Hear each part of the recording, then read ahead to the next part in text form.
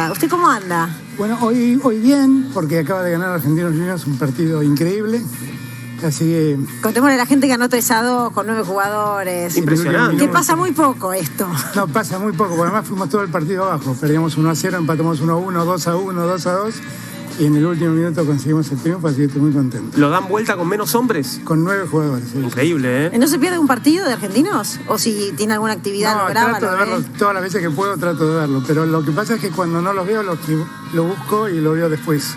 Ah, la repetición. Sí, hasta lo que perdemos, mierda. Mira. A propósito de eso, de buscarlo y verlo después, ¿cómo es el ritual de ver Sobredosis de TV, presidente? Porque es realmente un fanático. ¿Qué lo ve el sábado a la noche? Sí, los miro mucho.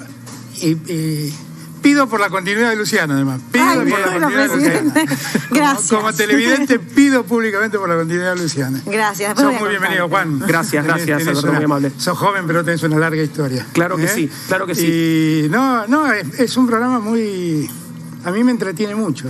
¿Y cómo es sábado a la noche, el living en Olivos, la situación con Dylan? ¿Cómo se ve? Living comiendo algo y mirándolos a ustedes. Bien. Y un sábado que no pude verlos, los veo el domingo al mediodía. En la repetición. Claro, pero bueno, los miro la verdad invariablemente. es que se ha convertido para mucha gente una compañía muy importante y un programa para reflexionar y analizar desde programa. Otro lugar. Ese es el gran mérito del programa, lo que lo obliga, a uno le advierte cosas que por ahí vio y no se dio cuenta. Eso pasa mucho. Sí, y como el vértigo, la vorágine es tan grande, muchas veces las cosas transcurren y uno no repara. Y hay momentos que hay que parar la pelota y también tener memoria, como dice el gato Silvestre, memoria activa. Otro gran televidente de este programa es Juanchi Zabaleta, que lo vi llegar. Me vino así, vino porque estaba conmigo en Olivos, ahora después de acá nos vamos a comer juntos. Está bien, lo vino a hacer marca personal. Muy bien, me parece muy bien. Una semana muy otro importante. Fanático, claro. ¿Otro fanático por sí, eso? Otro del grupo Luciana no se va. Ajá, ¿sí? Otro del grupo, bueno, gracias. Eso no sabía. Te digo que cuidado con el operativo Clamor. Hay operativo Clamor. Es importante. Y aparte para mí es toda una emoción, un programa que me identifica tanto. Bueno, vas a tener que contarnos, pero fue una semana muy intensa, muy complicada y hubo mucho Zoom caliente, presidente. Sí. Y creo que con ese tema vamos a empezar así. No sé si le parece, si fueron calientes o no. Yo voy por donde ustedes digan. Bueno, La Patria Grande es el nombre del primer informe y vamos justamente a algo de casi de las últimas horas, ¿no? Algo que sucedió ayer y vamos a preguntarle al presidente sobre lo que estamos por ver, La Patria Grande. Tenemos que avanzar en las negociaciones con otros bloques. Nosotros no estamos conformes. Obviamente que el Mercosur, su actividad, su producción, pesa en el concierto internacional. Lo que no debe ser y no puede ser es un lastre. Nosotros no estamos dispuestos a que sea un corset en el cual nuestro país no se pueda mover. Que fundamentalmente todos podamos sentirnos hermanos. Si nos hemos convertido en otra cosa, en una carga, lo lamento. La verdad es que no queríamos ser una carga para nadie. Porque además una carga es algo que hace que a uno lo tiren de un barco. Y lo más fácil es bajarse del barco, si es que esa carga pesa mucho. Así que lo que hago hincapié es que terminemos con esas ideas que ayudan tan poco a la unidad en un momento donde la unidad tanto nos importa. ¿Ok? No queremos ser lastre de nadie. Si somos un lastre, que tomen otro barco. Pero lastre no somos de nadie. Empiezan a aparecer el nado sincronizado entre las vacas sagradas del periodismo. ¿Qué dirías que es lo más complicado de la natación sincronizada? Quizás lo que más la representa es la sincronización como tal, conseguir que todas las nadadoras hagan el mismo ejercicio en el mismo tiempo y coordinando todo.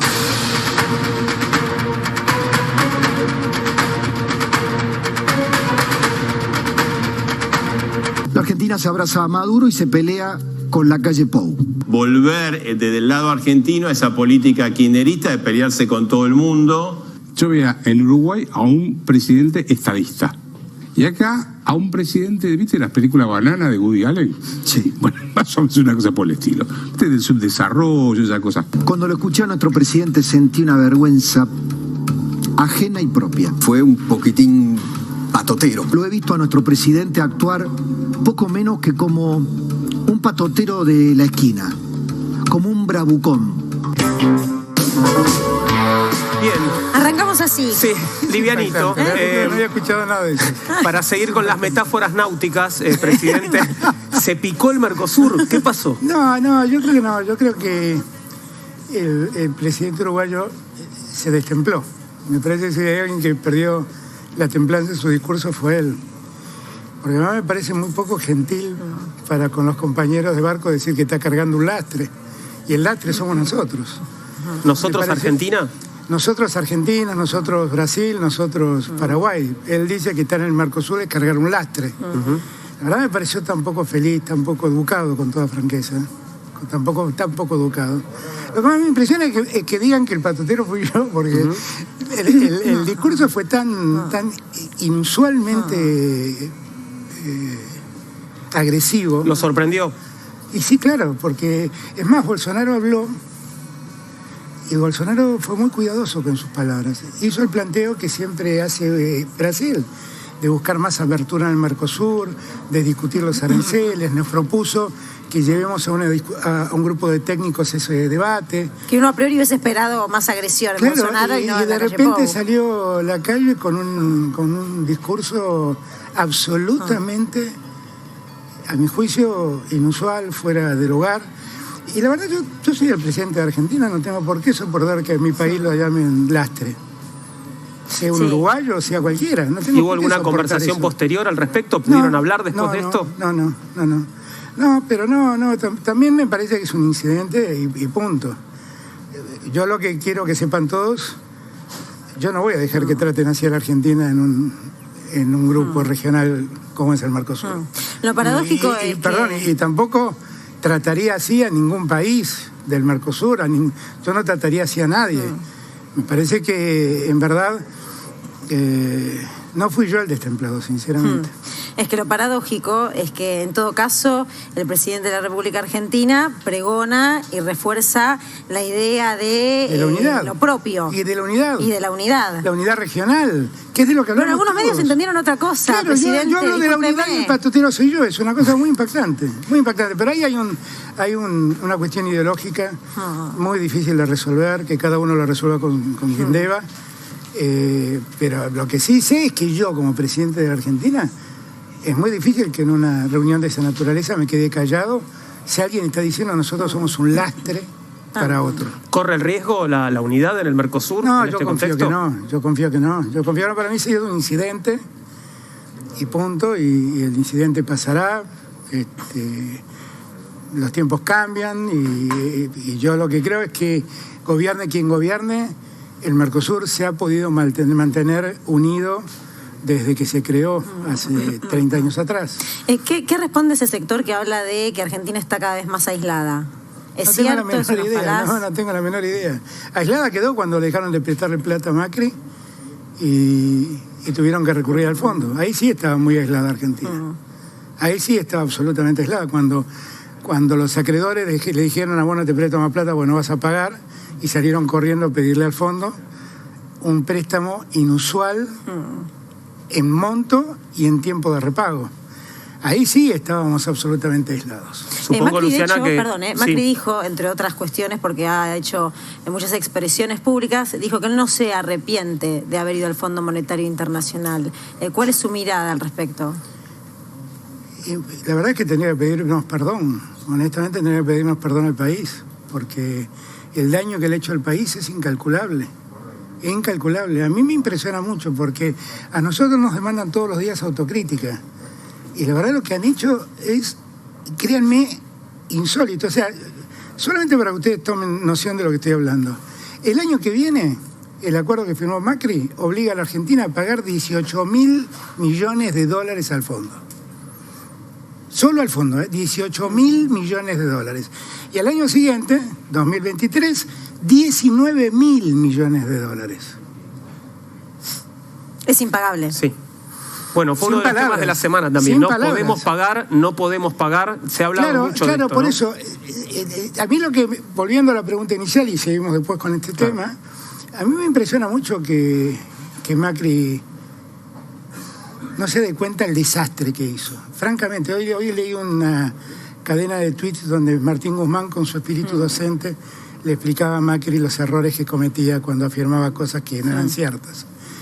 Pero hay un punto que no son errores, es convicción. Acá no se equivocaron, hicieron lo que creían. Y esto es lo que los argentinos tenemos que tener en cuenta. Este es el dato. Hicieron lo que ellos creían que había que hacer. Endeudarse a una costa de postergar a la Argentina. ¿Y ahora qué sería un buen acuerdo en tiempo, por ejemplo? ¿Extender esos 10 años en cuánto tiempo? Bueno, acá el problema, yo lo que busco, que es lo que Cristina dice y yo también digo, que ese es otro tema, ¿no? Que habla Cristina y dice, Cristina dice todo lo contrario a Alberto, y yo no sé dónde está la contradicción. Pero ella dijo que no se le podía pagar al Fondo Monetario Internacional. Es que, ¿cómo le pagamos 18.000 millones de dólares en el año que viene al fondo? Si alguien me trae una respuesta, le escucho con atención. Eso es la pregunta. ¿Y qué vamos a hacer? ¿Qué va a pasar? Bueno, estamos negociando con el fondo, porque también dijo Cristina que no es nuestro deseo no pagar, es que la obligación de pagar no se convierta en un hecho que nos abrume y nos postergue. Yo lo dije toda la campaña. Toda la campaña me la pasé repitiendo que la deuda esta vez no la pagan los que menos tienen. Y es lo que vamos a hacer. Ahora, el problema es ver cómo generamos un mecanismo de pago que se extienda lo más posible en el tiempo y que no haga que nosotros suframos como sociedad el tener que pagarle al fondo. Ese es el trabajo que tenemos que hacer.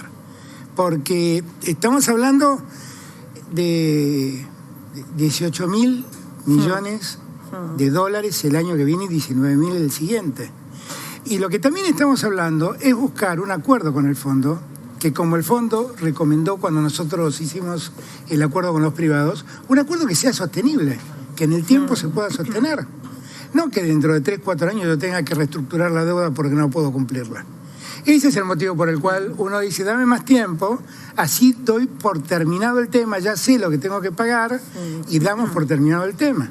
¿15 años sería un buen tiempo o sería escaso? Y bueno, esa sería una alternativa. Cuanto más años nos den, más aliviado será para nosotros. Pero también hay que ser claros, porque esto hay que explicárselo a la gente. En el fondo hay 2 tipos de acuerdos ya preestablecidos. Los acuerdos de stand-by y los acuerdos de facilidades extendidas. Los acuerdos de stand-by se repagan en poco tiempo. El que firmó Macri es un acuerdo stand-by. Se pagan en muy poco tiempo.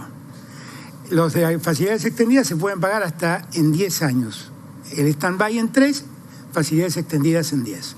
Lo que nosotros estamos planteando es que a partir del efecto de la pandemia, del desorden económico que la pandemia generó, los organismos internacionales de crédito revisen estos términos y por excepción de la pandemia vean de ampliarlos.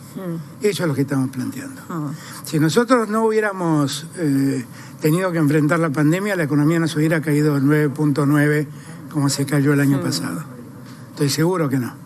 Y se estaría recuperando como se está recuperando ahora. Si hubiéramos recuperado como nos estamos recuperando ahora. Ahora, eso es un tema que debe resolver el directorio del fondo. Y es una tarea que debemos trabajar. Es una tarea laboriosa. La misma tarea que hizo, por ejemplo, Cristina cuando trabajó incansablemente en Naciones Unidas hasta resguardar las deudas soberanas de los fondos buitres. Y a partir de ese trabajo hubo una decisión internacional para preservar a las deudas soberanas de las acciones de los fondos buitres, que muchas veces paraban acuerdos de acreedores. Entonces, y fue un trabajo muy, muy largo, silencioso, con mucho tesón que se llevó adelante. Es parecido al que tenemos que hacer ahora. Y mientras tanto ver cómo vamos llevando la situación con el fondo, porque el tema no es no pagar. El tema es que podamos obtener un acuerdo que nos permita sostener el plan económico que nosotros tenemos, que es un plan de desarrollo y crecimiento. Y sin olvidar nunca que nuestra primera obligación es con ese 40% de gente que está por debajo de la línea de pobreza. Uno de los flagelos que usted mismo reconoció más difíciles de abordar es la inflación en la Argentina. ¿Por qué? Porque son muchas causas. Miren, hemos logrado en las últimas reuniones de Martín con el fondo, que el fondo revise algunos conceptos que eran propios del fondo. Por ejemplo, hemos logrado que el fondo diga que la inflación no tiene una causa, es un fenómeno multicausal.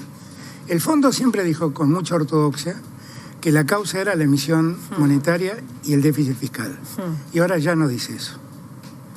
Y la causa de nuestra inflación es múltiple, no es una. No es una. Donde empiezan a jugar los precios internacionales, aumenta el maíz internamente. Aumenta la soja internamente. Ustedes dirán, pero el maíz y la soja, bueno, con el maíz y soja se alimenta el ganado. Se alimentan cerdos, se alimentan pollos. Aumenta la carne, porque China empezó a importar carne con hueso, que antes no lo hacía. Entonces ahora hay una mayor cantidad de frigoríficos que pueden exportar esa carne y el precio internacional sube. Y acá el precio está cada vez más caro. Y claro, porque lo que es mi mayor queja a los productores, los que ellos no tienen en cuenta que ellos producen en pesos, ellos no producen en dólares, y producen en la Argentina, con energía subsidiada, con naftas más baratas. Entonces ellos no tienen por qué cobrarle a los argentinos los precios internacionales. ¿Y es cumplible el objetivo, presidente, de inflación para el 2021, pensando cómo arrancó de fuerte, digamos, nosotros, en estos meses? Enero, febrero y marzo siempre son 3 meses, los tres meses peores del año en materia inflacionaria. El cuarto es diciembre. Con lo cual nosotros esperábamos que íbamos a tener una inflación de arranque fuerte por una cuestión de inercia, básicamente. Pues ya había empezado en diciembre a manifestarse esa inflación creciente.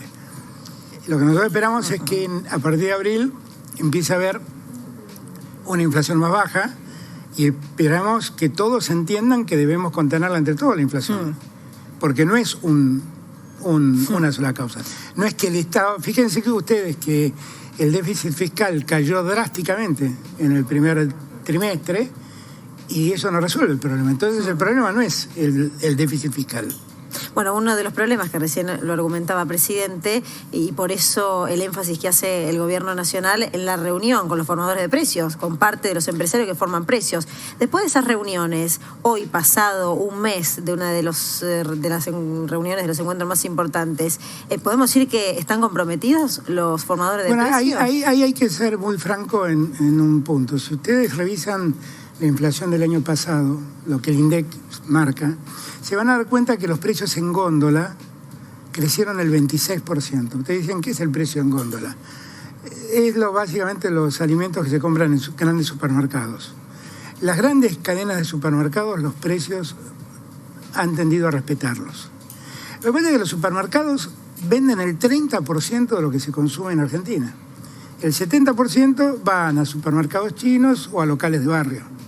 Y allí sí no tienen el cuidado que tienen los grandes supermercados. Porque en verdad también es muy fácil acordar con 4 o 5 grandes cadenas de supermercados y muy difícil acordar con un montón de supermercados chinos que trabajan como trabajan y mucho más difícil con un montón de almacenes de barrio. Mucho más difícil. Y en verdad allí es donde se produce el mayor problema. Los precios de la carne, por ejemplo, en los supermercados se respetaron, esos 10 cortes se respetaron. Los precios que se establecieron con el Estado. Exactamente, esos 10 cortes que fijamos se respetaron. Pero fuera de los supermercados se hace muy difícil el cumplimiento, porque no todos quieren participar de eso. ¿Y hay una solución para esto? ¿Es el control? ¿Cómo Nosotros estamos, miren, en la historia argentina 2 presidentes aplicaron la ley de abastecimiento. Uno fue Juan Perón y el otro soy yo. Y la verdad lo hago con mucha convicción de que hace falta poner un poco en caja a los pícaros y a los especuladores. Pero en verdad hacemos falta a todos. Hace falta que ellos entiendan que este no es un tiempo donde podamos jugar a pícaros, porque hay mucha gente sufriendo. Y porque la inflación, el que más la padece es el que vive de un sueldo. Y hay gente que vive de un plan, que es mucho más difícil que vivir de un sueldo. Y a ellos la inflación le hace un daño enorme. Y por más que el Estado acomode los planes y los aumente en montos, la verdad es que frente a una inflación donde los precios corren como corren, por esta picardía de algunos productores y de muchos intermediarios también, se hace muy difícil. Pero es un trabajo que tenemos que encarar como comunidad, como sociedad. ser muy duros y ser muy exigentes y decirle a don Juan del almacén que no se pase de pícaro y que si don Juan es víctima de un intermediario que es el que le aumenta los precios, que se lo diga al intermediario y que nos digan que nosotros estamos para actuar, que los denuncien y nosotros estamos para actuar. Bueno, había un compromiso por parte del gobierno de estudiar en esta cadena que hay donde ese mayor porcentaje eso lo estamos generaba haciendo, aumentos. ¿Hay alguna conclusión? Lo estamos haciendo. Lo que es verdad también es que en materia alimenticia, porque esto no pasa solo en la alimentación, también pasa en la construcción, donde de repente falta la chapa, donde de repente empieza a faltar el hierro. Y no es que los precios crecieron en fábrica. Los precios crecen en los lugares donde se venden artículos para la construcción, material de la construcción.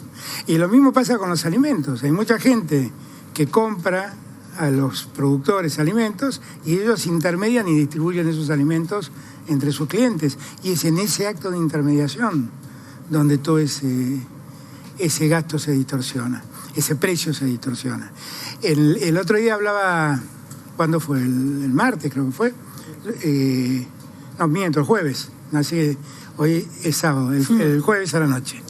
Comí con el presidente del Banco Central y él me contó de un estudio que estaban haciendo sobre cómo se distorsionaba el precio de la fruta. Porque los productores de manzanas y de peras reciben muy poco en relación a lo que nosotros pagamos esos productos. Y es increíble en la cadena todos los que intervienen y cómo se va distorsionando el precio. Es increíble. Es muy difícil, pero es un ejercicio que los argentinos tenemos que hacer si queremos vivir en una economía estable.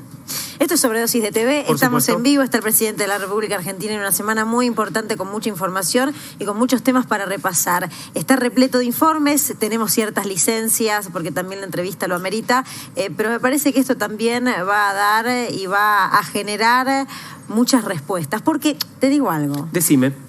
Macri también nos vacunó. Parece que sí. ¿Qué está pasando? O sea, no lo puedo entender. Realmente todo el manejo de la pandemia, el prometer vacunas que no llegan y encima las que llegan que la usen los acomodados es muy denigrante. Sí, ahí escuchábamos. ¿Alguna reflexión al respecto? Es muy impactante. Yo, créanme que no salgo de mi asombro. No salgo de mi asombro. Primero porque no es verdad que se la dan los acomodados a las vacunas. Hubo algún caso aislado que nosotros dimos un claro mensaje de cómo queremos que se distribuyan las vacunas. Y que me costó un ministro de la talla de Ginés, quiero aclarar, que para mí es el más grande sanitarista que tiene la Argentina. ¿Volvió a hablar con Ginés? No, pero espero hablar mañana, porque cambió el teléfono y ayer Carla me pasó el nuevo teléfono. Cuidado porque juega Racing, tal vez no es el día más oportuno, ¿no? Puedo decir que espere que gane Racing, por las dudas. Lo llamo. Está complicado. Pero es muy impactante porque hoy estuve a la mañana con el embajador de India, que me estuvo poniendo al tanto de cómo está la producción de vacunas en India. Y estuvimos hablando algunas cosas con él, porque India también tiene que producir vacunas de AstraZeneca para nosotros. Y me contaba todos los problemas que tienen. La verdad que yo he hablado con todos. Yo hablé hasta con el presidente de Moderna, estuve hablando con el presidente de Pfizer, hablé absolutamente con todos. Claro, lo que no entiende Macri es cómo funciona este problema. Y habla con una liviandad que sorprende. El otro día lo escuchaba decir que si nosotros hubiéramos accedido al mundo como accedió Chile. Sí. Macri no se enteró que Chile firmó un contrato con Pfizer, que Pfizer no cumplió. Y como no cumplió, tuvieron que ir a comprar una vacuna china, que es una vacuna de distintas características a las vacunas que nosotros damos. Y con un 50% de... Sí, y que además hasta el día de hoy aparentemente no tiene aprobada la fase 3, que en China no se recomienda para mayores de 60 años. Es una vacuna de otras características. La Sinovac. Sinovac. Pero tuvo que ver con que Pfizer lo dejó... De garpe. Claro. Sí, para decirlo claramente. Claro. Presidente, venimos de un día de casi 13.000 casos positivos, hoy un poco más de 10.000. Bueno, es un fin de semana en el que empiezan algunas restricciones. ¿qué imagina para las próximas semanas? Porque el ascenso es muy alto. Ayer tiene que ver el número que se cargaron una serie de datos de días anteriores, y entonces por eso el crecimiento fue tan importante. Igual lo que nosotros venimos notando desde hace una semana es un crecimiento sostenido.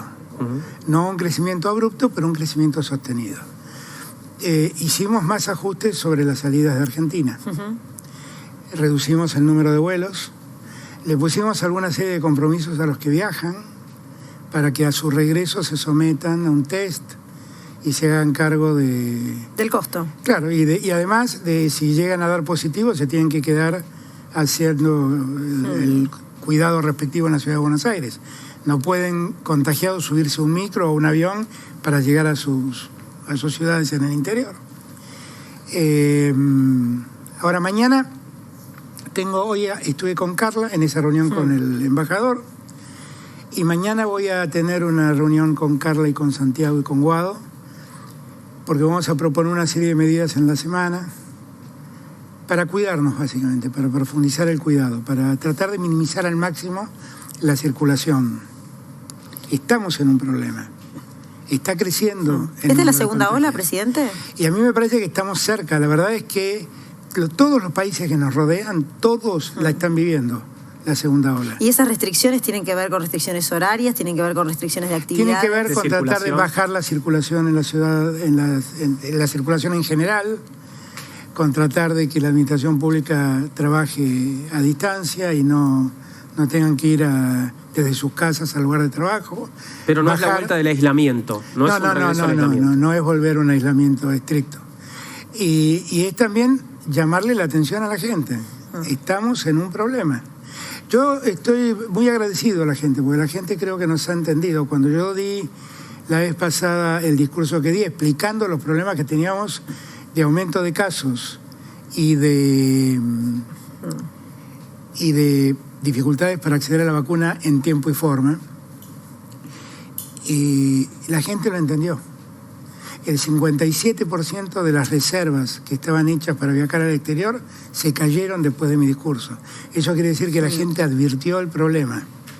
Y yo le estoy muy agradecido a todos los argentinos y a todas las argentinas que me entendieron, porque me acompañaron con eso, nos acompañaron con eso.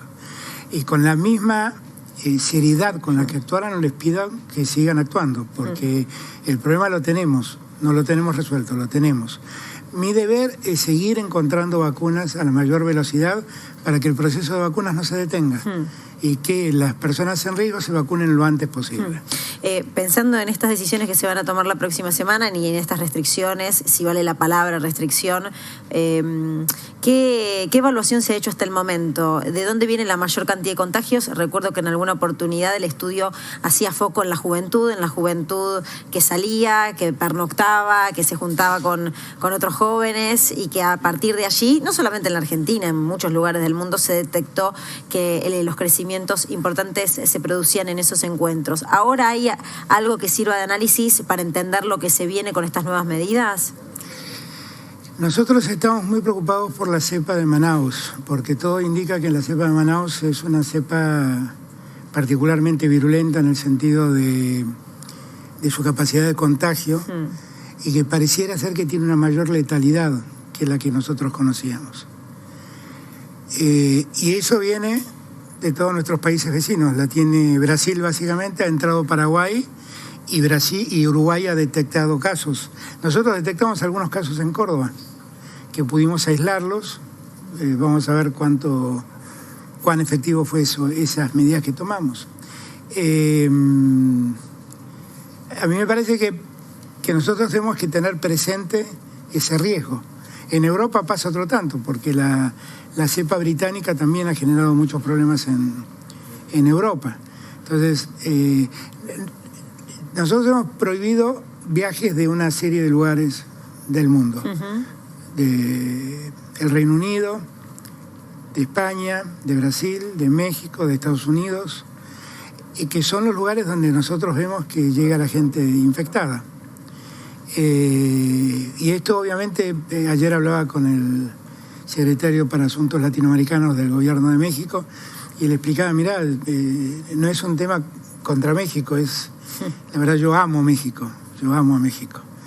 Y a su presidente le tengo un cariño singular. Pero la verdad es que ahí tenemos un problema. Fíjense lo que pasó con esos 40 chicos que volvieron infectados. Ahora, en alguna ocasión dijo que si hubiéramos enfrentado más unidos la primera ola nos habría ido mejor. ¿Llegamos más unidos? No me refiero a la Argentina, sino a nuestros países vecinos y a la comunidad internacional. ¿Llegamos más unidos?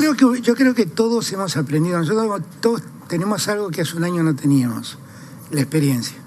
O sea, todos vivimos de qué se trata esto, todos aprendimos a cómo sobrellevarlo y todos entendemos que tenemos que de algún modo acostumbrarnos a convivir con este virus. Y la verdad es que yo hablé con días cuando estuve de visita en Chile con el presidente de Chile, hablo con el presidente de Bolivia, hablé en su momento con Lacalle y la verdad es que yo siento que todos estamos vislumbrando el problema del mismo modo y todos enfrentamos las mismas dificultades.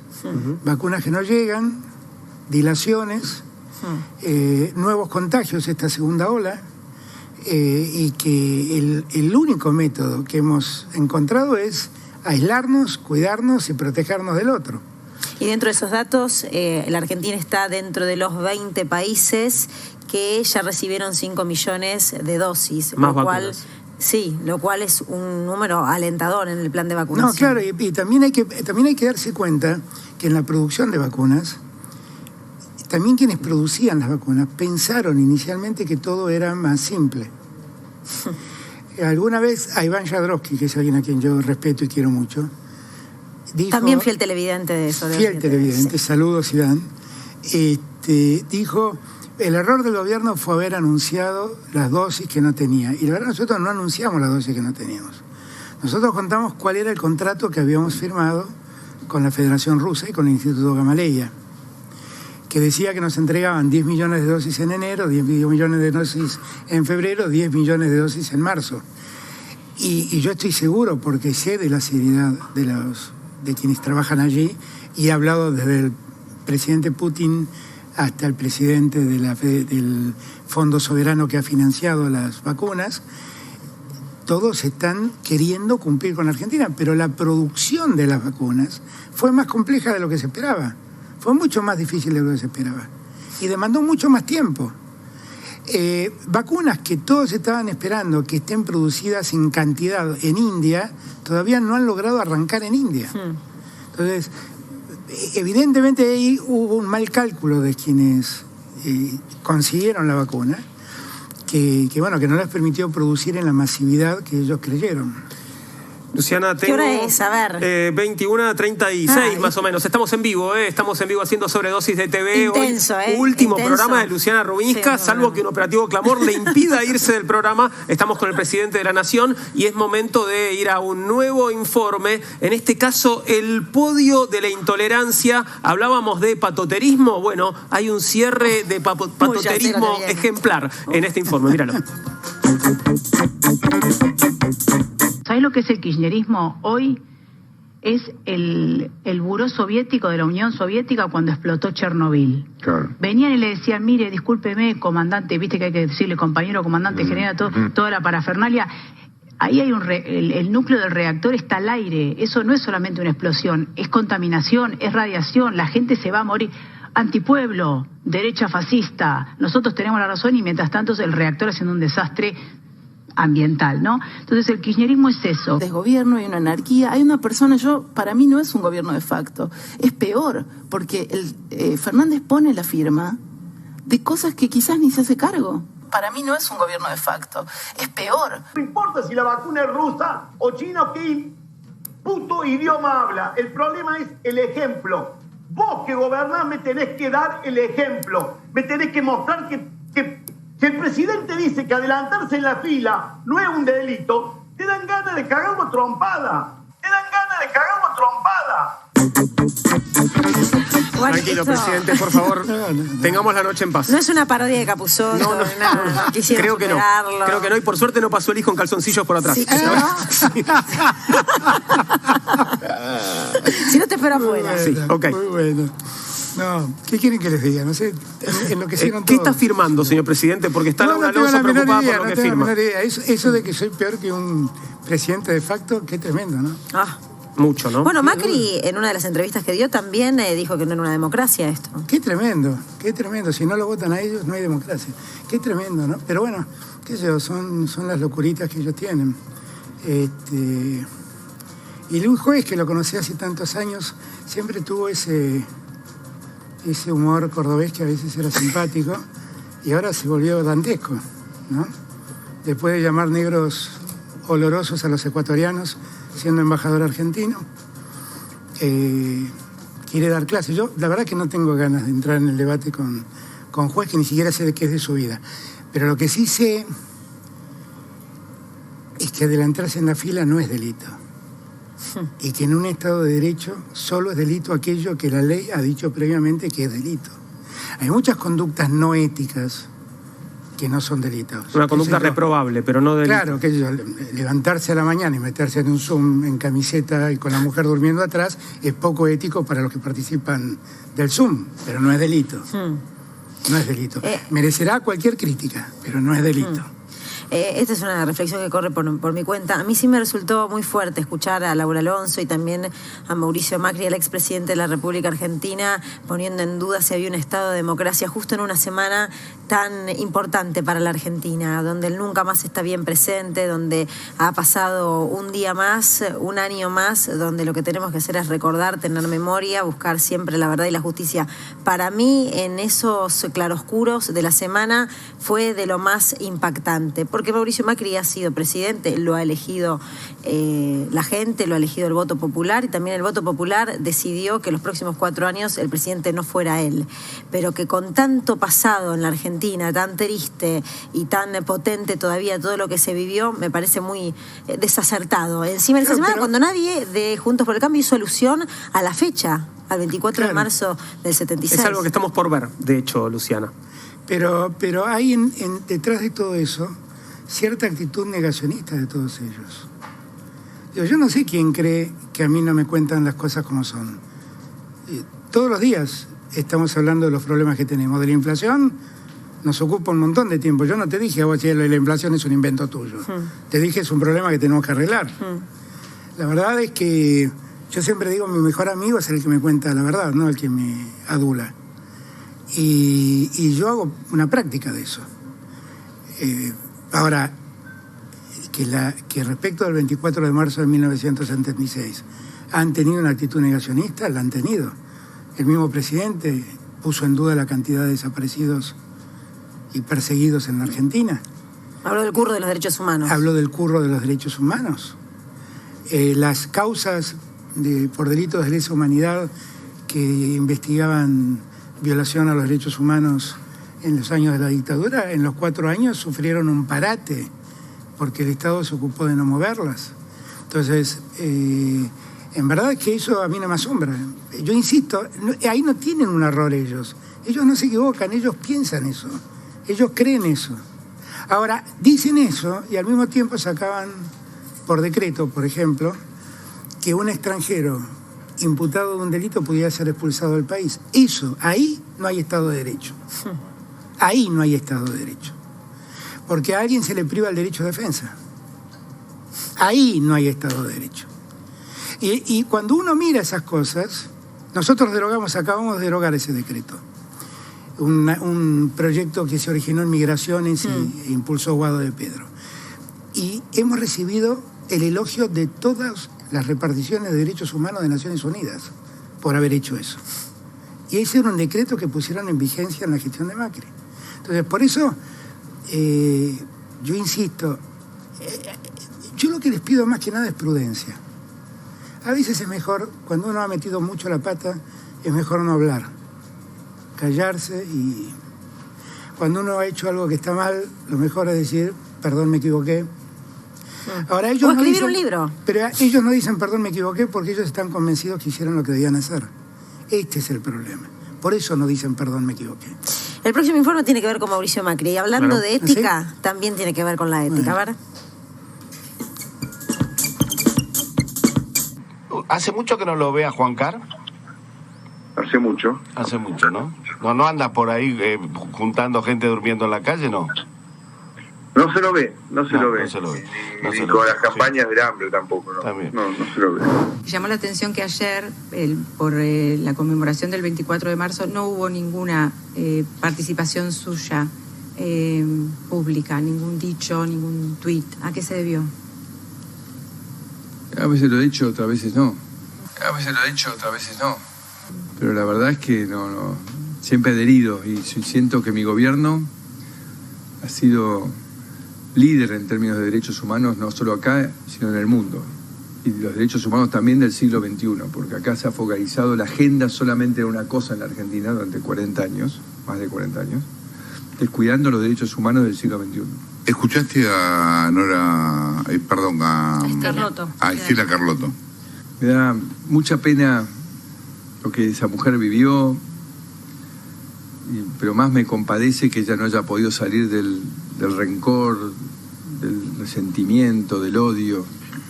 Yo sé lo que vivió, porque yo tuve la suerte de que esa misma gente me secuestró. Y pasé los peores 14 días de mi vida y los pasó también mi familia, especialmente mi padre, que más allá de esta relación controvertida que siempre he tenido con él tenía un profundo amor por mí. A su manera, pero tenía muy profundo. Y yo supe perdonar. Yo supe decir, mi vida no va a estar marcada por el resentimiento y el odio a eso que me pasó. Yo voy a transformar esto que me pasó, y ahí fue donde fue mi quiebre mental. Ese momento, lamentablemente, como dice mi abuela, siempre decía, no hay mal que por bien no venga. Y a mí ese episodio que me llevó a ver la muerte de tan cerca, me llevó a decir, yo tengo que hacer algo distinto en mi vida a partir de ahora. Y creo que, bueno, queda claro que ella no ha podido. Compadeciéndome también de que ella no haya podido salir del lugar del rencor, del odio, que hace tanto daño, ¿no? Primero a la persona misma y después al resto de la sociedad. Esto es lo que siento, lamentablemente. Hace rato que he dejado de entender cuál es el aporte de ella a la sociedad.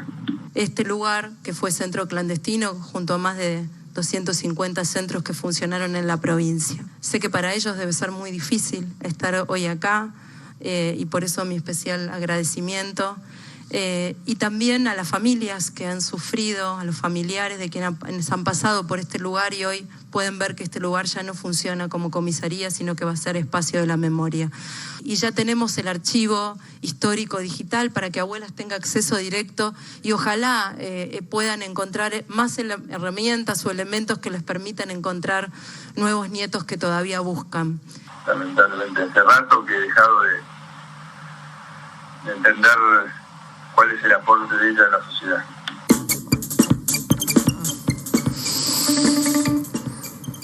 ¿Su reflexión al respecto, presidente? Ustedes están decididos a no dejar de impresionarme. No había escuchado ninguna de estas barrabasadas, con toda franqueza, no había escuchado ninguna. Yo lo he visto mucho a Juan Carlos, todo el año pasado, trabajando al lado de los más pobres en plena pandemia. Lo he visto muchas veces pidiéndome auxilio para esos pobres. Quiero dejar a salvo quien para mí es una de las personas más enormes que tiene la sociedad argentina. Se llama Juan Carlos. Quiero dejar a salvo quién es Juan Carlos. Y la verdad no se merece semejante trato. El otro caso es un caso semejante, que es Estela Carlotto. La verdad que impresiona que hable de ese modo. Si hay gente, yo lo digo con toda franqueza, si hay gente que ha dejado de lado el odio, la venganza, esas son las madres y las abuelas. Estela a la cabeza. Pero podría decir lo mismo de cualquier otra.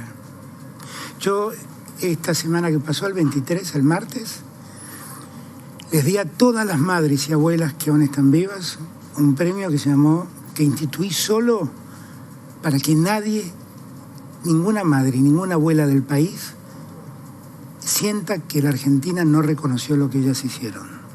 El premio se llama Juana Zurduy, se dio una sola vez y consistió en un diploma que que le dimos a todas ellas un 24 de marzo, el 24 de marzo que pasó. Y Estela estuvo y recibió el suyo. Pero había que escucharla, Alita Boitano, Estela, Tati Almeida, hablar como hablaban. Hablar como hablaban. La verdad, en ellas no existe nada parecido a la venganza ni al odio. Ahora, para muchos, reclamar justicia es odiar. Para muchos, decir, che, ¿cómo hiciste para tomar esta deuda transgrediendo todas las normas? Eso es venganza, para algunos. Para algunos preguntar, che, ¿cómo te quedaste con este parque eólico? Para algunos es venganza. Para algunos preguntar, che, ¿cómo es esto de que subiste los peajes en favor de tu empresa y al día siguiente lo vendiste? Para ellos es venganza, ¿no? No hay que confundir las cosas. Eso es justicia. Y la justicia dirimirá responsabilidades. Venganza es otra cosa. Acá nadie se ha vengado de nadie. Nadie. Y las madres y las abuelas, y Estela puntualmente, son un modelo. Yo siempre digo lo mismo. Son un modelo de conducta. Son un caso singular en la sociedad argentina.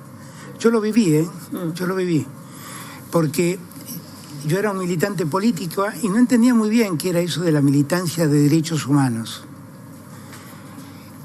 Una vez, cuando fui jefe de gabinete, Víctor Buge me trajo una foto que era muy impactante. Un día de mucha lluvia, una foto sacada desde un balcón de Casa de Gobierno. Un día de mucha lluvia, no hay nadie en la Plaza de Mayo y se ve a 30 mujeres. Eran las madres, en plena dictadura, reclamando por sus hijos. Ellas tuvieron el coraje que no tuvo el resto de la sociedad. Lo digo francamente, y me incluyo, ¿eh? Me incluyo, para que nadie sienta eso. Ellas, lo único que tenemos que hacer con ellas es darle las gracias, porque nos pusieron una vara ética tan alta que nos exigen ser mejores. Y que alguien la trate con este desdén, con esta ligereza, la verdad es que me apena profundamente. Como me apena profundamente que digan eso de Juan Carr. Juan, lo que pasa es que no anda por los medios. Trabaja en absoluto silencio. Se contagió el COVID trabajando en esos barrios, ¿eh? Da mucha pena que lo traten así. Y Juan apareció, sí. Juan Carr, creo yo que ahí viene la rencilla, el enojo, apareció cuando el Estado macrista no había aparecido en un momento muy difícil de la Argentina. Y me parece que pasa por ahí para que la gente pueda entender por qué con un hombre con tanta valentía, con tanta solidaridad y con tanto compromiso con la sociedad puede ser atacado de esa manera. Es un hombre maravilloso, Juan Carlos. Hoy han atacado a Estela también en la Cámara de Diputados, ¿no? Hubo ahí algunas expresiones poco felices y a propósito de lo que está sucediendo en la Cámara de Diputados, porque está sesionando en este momento reformas al impuesto a las ganancias. Tenemos un informe que también recuerda promesas con respecto al impuesto a las ganancias, promesas de unos y de otros, y después le pedimos, presidente, su reflexión sobre lo que está pasando ahora mismo en la Cámara de Diputados. Pero antes, el impuesto a las ganancias y la realidad. Arrancó el 2021. Con la billetera digital vas a poder disfrutar de nuevas promociones y descuentos durante todo el verano. Banco Provincia, el banco de las y los bonaerenses. El caballito de batalla que tenía Mauricio Macri era: nadie va a pagar ganancias en mi gobierno. El Estado no tiene que quedarse con el fruto de tu trabajo. En mi gobierno, los trabajadores no van a pagar impuesto a las ganancias. Ese es mi compromiso. Pagaron el doble. Ningún trabajador, dijo en el debate presidencial, ningún trabajador va a pagar impuesto a las ganancias. Eso no se podía hacer. No estuvo en ningún programa económico que yo sepa eliminar el impuesto a las ganancias para los trabajadores. Todas las campañas, los candidatos suelen excederse en sus promesas. Si soy electo presidente, elimino el impuesto a las ganancias para los trabajadores. ¿Eso es posible hacer? No, absolutamente, Gato, absolutamente. Hubiese sido una locura eliminar el impuesto a las ganancias, porque lo pagan el impuesto a las ganancias entre el 15 y el 10% de los asalariados mejor remunerados de la Argentina. Siempre me calentó la mentira. Bueno, parece que se olvidó avisarle a sus economistas, ¿no?, que tenía el plan de reducir el impuesto a las ganancias. Su reflexión, presidente, sobre esto. Que estamos bajando el impuesto a las ganancias para los que viven de un sueldo. Lo está tratando la Cámara de Diputados ahora. Y voy a contar una realidad, no una intimidad. En la campaña muchas veces me dijeron: plantea que vamos a bajar el impuesto a las ganancias. Y yo dije, no, déjenme llegar y ver cómo hacerlo. Porque decirlo es fácil, ahí tienen la prueba, hacerlo no es fácil. Y nos pusimos a trabajar con Martín en ver cómo hacerlo, y Sergio trabajó en un proyecto de reducción del impuesto a las ganancias para los que pagan ganancias a partir de un sueldo, que es subir el monto a partir del cual se paga ganancias. Pero eso lo hicimos, mandamos el proyecto de Sergio acompañado de otro proyecto que grava a las grandes empresas. Porque lo que Macri hizo fue dejar el impuesto a las ganancias para los trabajadores y bajarle el impuesto a las ganancias a los más ricos. Entonces, eso que vamos a hacer ahora, lo podemos hacer porque otros van a cubrir el bache. ¿Quiénes? Los que más tienen.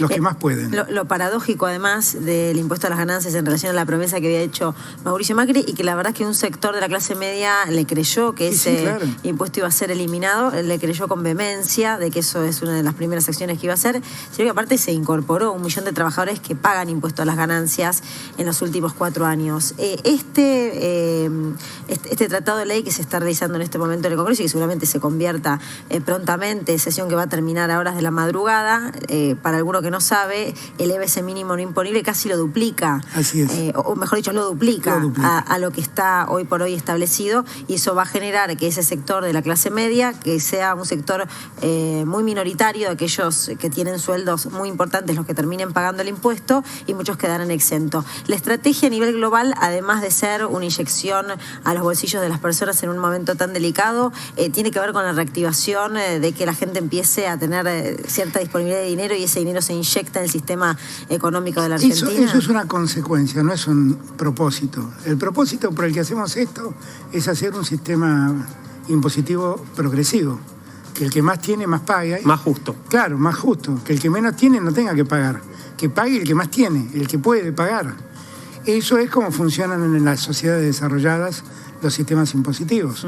Y el propósito es ese, ver de qué manera nosotros podemos lograr que paguen más los que más tienen y paguen menos los que menos tienen. Y van a pagar la consecuencia es exactamente la que dice Luciana, que para muchas personas que hoy alrededor de 70.000 pesos empezaban a pagar, ahora van a llegar a 150.000 si no me equivoco. Los que ganen hasta esa cifra no se van a ver afectados por el impuesto a las ganancias. Ahora, presidente, ¿los que más tienen van a pagar o van a encontrar la forma de no hacerlo? No, van a tener que pagar porque son leyes que hay que cumplir. Yo además lamento mucho esa actitud que algunos han tenido de ser reacios a pagar no un impuesto, sino un aporte solidario. El viernes estuve a la tarde el viernes o el jueves, ya no me acuerdo. Estuve con Midlin a la tarde, ya no sé ni en qué día vivo. Hoy es sábado. Eso lo tengo claro porque está sobredosis de TV. Esto lo tengo claro porque está sobredosis de TV. Pero no sé si fue ayer o antes de ayer que estuve con Midlin, y Midlin pagó el aporte. Y yo le decía, hiciste bien y la sociedad tiene que estar reconocida porque lo hayas hecho. Porque en verdad te ha perdido en un momento crítico solidaridad y lo has hecho. Y en verdad tenemos que darte las gracias por haberlo hecho. Porque esto nos ayuda a cubrir necesidades de los que menos tienen. Y a mí me encantaría que los empresarios tengan la misma conducta que tuvo él. Pagó en silencio, yo lo estoy contando ahora, pero pagó en silencio, no hizo ningún ruido. Pero otros hicieron mucho ruido y otros se fueron al Uruguay y otros buscaron motivos para eludir pagar, que era por única vez dejar un pedacito de la millonada de pesos que tienen. Así como Midlin debe haber muchos otros. Y yo creo que la sociedad debe reconocerles a ellos haber hecho el aporte solidario. Y celebro que lo hagan como lo hizo Midlin, en silencio y acompañando. Claro, lo que pasa es que Juan leyó. Yo ya sé lo que leíste, A ver, Juan. ¿qué leí? Vos leíste algunas presentaciones judiciales que hicieron algún grupo de empresarios que no lo quiere pagar, que además este aporte extraordinario afecta a una pequeñez de la sociedad, 0,02%. Es un sector muy ínfimo que le va muy bien porque además quienes empiezan a tributar tienen mucho dinero. Vos, por ejemplo, estás muy lejos de pagarlo. Yo lamentablemente me encantaría, pero no va a poder ser, no este año. Y también, y esto es interesante también su reflexión como abogado, hay muchos estudios jurídicos que hacen propagandas ahora dentro de ese mínimo grupo que tiene que pagar para que los contraten e ir a la justicia e imponer un recurso y evitar tener que pagar lo que corresponde pagar. También ustedes, perdón, me salió la generalidad de los abogados. No, pero es así. Bueno, hay estudios que viven de eso. Y bueno, qué sé yo, no sé, no es lo que me gusta. Pero lo que a mí me parece es que hay que entender lo que ese aporte fue. Es un aporte por única vez. Y la verdad sería bueno que en un momento tan trágico como el que le tocó vivir a la Argentina, trágico por el estado en que lo dejó el gobierno que se fue, trágico por la pandemia, que en ese contexto colaboren con algo de lo que pudieron acumular como fortuna, la verdad es que sería bueno y la sociedad debería agradecérselo, reconocérselo. Yo siempre cuento que he dado muchas clases en el mundo, que me invitaron a dar clases, conferencias en todos estos años. Y muchas veces uno entra a un aula que dice Luciana Rubinska y dice, ¿por qué se llama Luciana Rubinska esta aula? Bueno, porque Luciana Rubinska ayudó a construir esta aula. Y uno entra a un hospital y ve una placa de mármol con un montón de nombres y dicen, estas personas fueron las benefactoras que ayudaron a construir este hospital. Y esos nombres quedan grabados en la memoria colectiva y la sociedad se los reconoce. Y nosotros deberíamos reconocerles a los que acceden a pagar ese gesto. Y deberían entender, deberían hacerlo de buen grado, de buen modo, con alegría, porque es una forma de solidarizarse con el que peor está. Nosotros tenemos que reconocerle al público porque nos ha convertido ya en tendencia esta noche, presidente. Alberto en SDTV. Es complicado. Complicado. SDTV es el hashtag esta noche y somos tendencia, Luciana, presidente. Felicitaciones en tu último programa, Luciana. Te vas a quedar el operativo. Eso se está por ver, porque ahí Juanchi saca las pancartas en cualquier momento. No me metan presión, les pido, por favor. Esta es mi casa, C5N además. En mi casa hay muchos temas más para compartir y para seguir repasando antes de ir a otro momento importante que ha ocurrido en algunas de las declaraciones que ha hecho Mauricio Macri en esta última semana. Le quiero preguntar, llegan ahora un cargamento importante de vacunas y se espera 1 millón de dosis, ¿es así? De Sinopharm para los próximos días, que ya está aprobada para la aplicación a mayores de 60. China ha firmado un contrato con nosotros para proveernos 3 millones de vacunas y estamos viendo ahora de comprar 5 millones más. Es una vacuna de muy buena calidad, que está dando muy buenos resultados y que estamos recibiendo esta semana que viene 1 millón de dosis. Van a venir en 3 vuelos, tienen los problemas que tienen todos, pero creemos que lo vamos a hacer razonablemente rápido, vamos a poder alcanzar esos 3 millones razonablemente rápido, y en el mientras tanto Rusia está cumpliendo con su compromiso de mandar semanalmente una cantidad de dosis que nos permita ir vacunando gente sin parar. Con los otros, la semana que más vacunamos alrededor de 750.000 personas. Si nosotros logramos tener 700.000 dosis todas las semanas, vamos a poder mantener el ritmo que tenemos.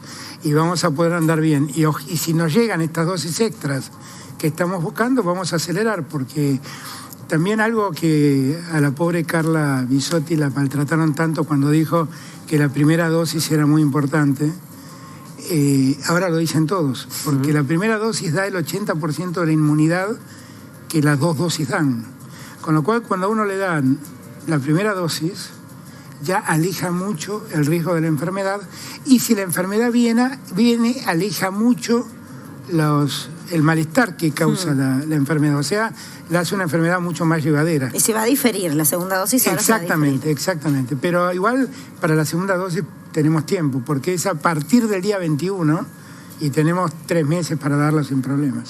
Estamos Estamos en vivo, este es Sobredosis de TV. Está el presidente de la República Argentina analizando la actualidad del país. Después va a hacer su autocrítica, por supuesto, porque tiene que hacer la autocrítica correspondiente como ¿La autocrítica cada o la semana. crítica al programa? No, la de usted y la nuestra. Sí. Bueno. Claro, toda la semana tiene que hacer la autocrítica. Pero claro, es parte ¿Cómo del trabajo. ¿Cómo hace Macri? Por ejemplo, Claro. Que más que autocrítica... Si me tengo que autocriticar así, no tengo ningún problema. No, bueno, puede escribir un libro, expresar ahí sus memorias, confundirse fechas importantes, pero hay ese será otro autocríticas, tema. Luciana, a las que me parece que se las lleva el viento. Sí, ¿no? Yo creo que sí. Si no, mira, desmiente audios del hermano, escuchen. Mucha gente lo ve como el principal responsable de la vuelta de Cristina. Ay, caramba, qué tema tan difícil tratar, ¿verdad? El tema de la obsesión y cómo dejar de obsesionarte por alguien. Parte de mi fracaso, en el caso de que usted reconozca el fracaso, es que haya vuelto Cristina, una mujer multiprocesada. Esa es la primera pregunta. La obsesión es un cuadro patológico, es un cuadro clínico que caracteriza a seres humanos que tienen una autoestima baja, que son inseguros. ¿Por qué la nombramos cada 5 minutos? Porque la tenemos hasta en la sopa, Cristina Fernández de Kirchner. El editorial de hoy tiene un título que es El final de Cristina. La mayoría de los analistas consideraba 1 y 1000 veces una muerta política.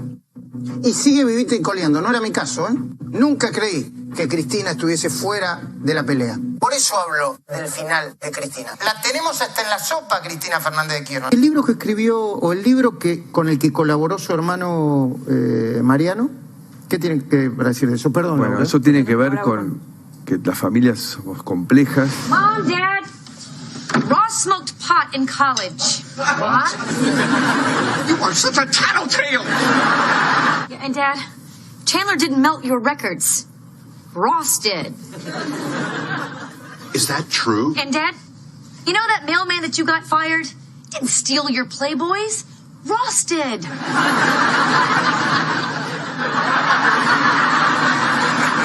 Hasta ahora vos no habías publicado los audios de Mariano Macri y ahora decidiste hacerlos. Contanos por qué.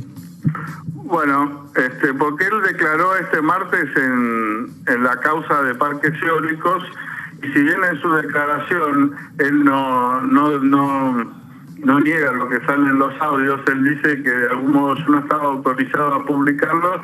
Sin embargo, muchos medios, sobre todo los más cercanos al macrismo, titularon Mariano Macri desmintió a Santiago Dones.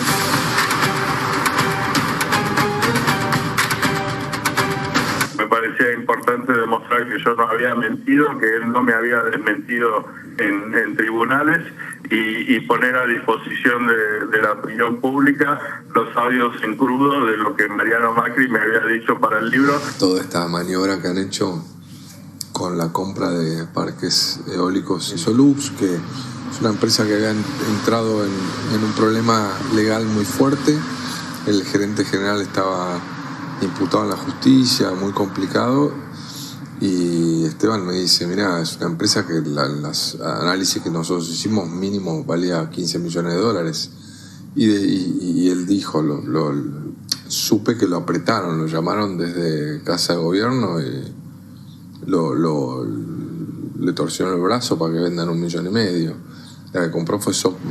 Las empresas Sidel y Sincel relacionadas a la familia Macri habían comprado parques eólicos en $25 millones y que apenas unos meses después los revendieron en 95. Claro, el grupo Macri se ganó $70 millones en un pasamano. En mi gobierno no hubo ningún tipo de corrupción. Mauricio Macri promovió durante su gobierno energías alternativas, la energía, digamos, generada a partir del viento. Finalmente entendimos para qué estaba el viento, ¿no? Porque siempre que venía acá era las quejas con el viento. Y ahora el golpe del viento nos da una oportunidad gigantesca. Macri claramente sabía que iba a ser un negocio con la energía eólica, compraron estos parques eólicos a precio regalado, incentivaron a través del Estado un montón de beneficios impositivos, es decir, hicieron rentable el negocio eólico. Todas estas obras han vuelto a ser sinónimo de esperanza y no más de corrupción. Y después se desprendieron obteniendo una ganancia extraordinaria. En mi gobierno no hubo ningún tipo de corrupción. El hombre detrás del negocio de los parques parques eólicos y el nombre de la familia fundamental es Gianfranco Macri. Ahí claramente Gianfranco es el testaferro, porque la movida política la arma Mauricio y la plata le entra a Gianfranco. Sin duda alguna. Si Gianfranco no tiene nada que ver con los parques. Mira, claramente Gianfranco no había tenido ninguna experiencia ni entidad para él llevar adelante la conducción y el crecimiento de todo el grupo que tuvo en los últimos años justamente de la presidencia de Mauricio. Gianfranco le sirve a Mauricio como testaferro. Gianfranco Macri, el hermano del presidente, blanqueó 35 millones de dólares. Uno de los discursos que más repite es la transparencia, la honestidad, la ética. ¿Cómo explica entonces a los argentinos el hecho de que su hermano haya blanqueado millones? Que mi hermano haya blanqueado era un derecho que le daba la ley y lo hizo dentro de la ley. ¿Cómo toma que el presidente haya hecho un DNU para que el hermano blanquee dinero? ¿Un DNU para que el hermano? ¿Qué estás diciendo? ¿Qué tiene que ver el hermano? La sensación que ahora nos queda a todos es que se modificó la ley exactamente para que los familiares, como el hermano del presidente, pudiera blanquear. Él tiene testaferros por todos lados, ahora tiene el serio problema de cómo hace para que no quepan dudas de que eso lo va a controlar él. Son cosas difíciles de explicar a nivel familiar, dolorosas, pero claramente no. Nada de lo que se escribió ahí, ni siquiera mi hermano lo avala ahora, ¿no? Mi hermano dice que lo ¿Qué que hermano, escribió, Mariano? ¿El propio Mariano? El propio Mariano le ha hecho una causa al periodista diciendo que él no había avalado ese libro. Según el conocimiento que vos tenés de la familia, sobre todo de Mariano, ¿qué te parece que pasó desde el momento que él habló con vos y te contó todo esto, que vos lo tenés en los audios, y esta instancia en la que estamos ahora, en la que él dice, bueno, no me acuerdo lo que dije, no estoy muy seguro? ¿Qué pasó en el medio para vos?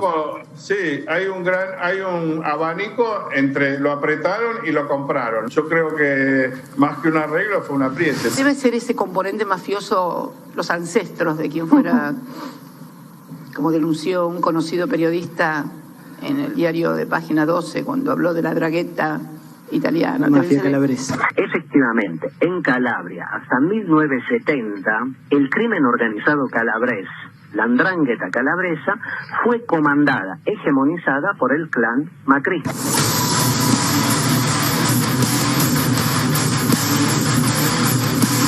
El propio Mariano le ha hecho una causa al periodista diciendo que él no había avalado ese libro. Más que un arreglo fue un apriete. Más que un arreglo fue un apriete, dijo O'Donnell, y además esos audios se los escucha con claridad, que es lo que mencionó. ¿A qué le teme Macri?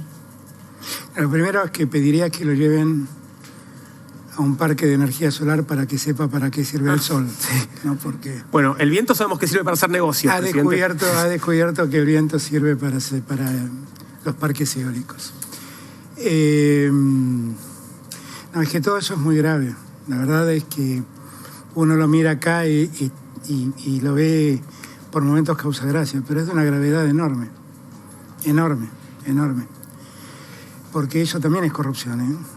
Eso es corrupción. Aprovecharse de la posición en el Estado para beneficiar a empresas propias o a familiares o amigos para que hagan negocios, eso también es corrupción, ¿eh? Eso también es corrupción. Y que hay un hermano que diga que el testaferro del presidente es otro hermano que blanqueó 35 millones de dólares en contra de lo que decía la ley, porque esto hay que dejarlo en claro, ¿eh? La ley expresamente prohibía, la ley de blanqueo prohibía que los familiares directos pudieran blanquear dinero, y él lo corrigió por un decreto con la excusa de que la reglamentaba. Eso es un acto gravísimo, que yo espero que en algún momento, hubo una denuncia de Felipe Solá siendo Felipe diputado, espero que en algún momento esa causa avance y se resuelva. Eso fue un acto vergonzoso en términos de Estado de Derecho, en términos de república, un acto asqueante fue ese, asqueante. Ahora, uno lo conoce a Santiago O'Donnell, como conoce a María, como conoció a su padre, como uno conoce a los O'Donnell y saben quiénes son, y saben qué tipo de gente son. Yo no creo que Santiago O'Donnell esté mintiendo. Bueno, está la grabación, por otro lado, esos audios Claramente fueron muy no está elocuentes. mintiendo Santiago O'Donnell. Y lo que creo es que el apriete, no sé si es, como dice Santiago, motivado en un apriete de fuerza o en un apriete económico.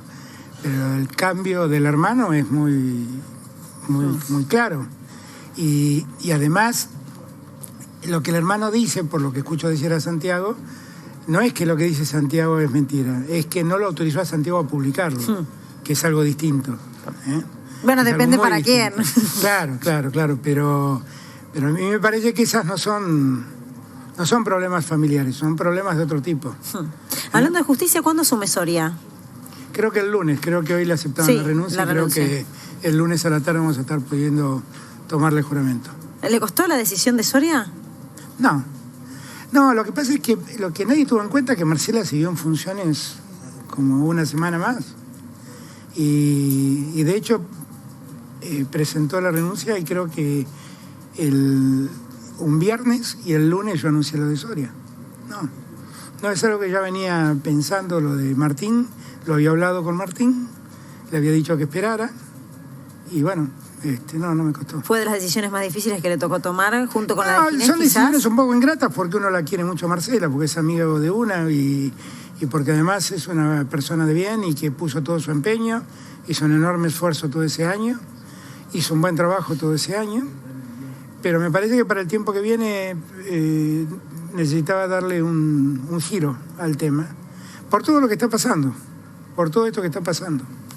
Y por eso prefería hacerlo, y Marcela, que es una amiga de toda la vida, también estaba un poco, usé la palabra agobiada y la mataron a la pobre Marcela, pero en verdad lo que está es un poco asqueada de todo lo que pasa, esto es la realidad, ¿no? De repente levantarse una mañana y que Stornelli diga que la llamó Marcela para solidarizarse con él y Marcela no lo conoce a Stornelli, es como ya demasiado, ¿no? Es como demasiado. No sé si es demasiado, tenemos más todavía, señor presidente. Uy, qué miedo me da, y nos qué miedo quedamos me da, qué miedo en me el da. tema de la justicia y nos quedamos mucho para con hablar.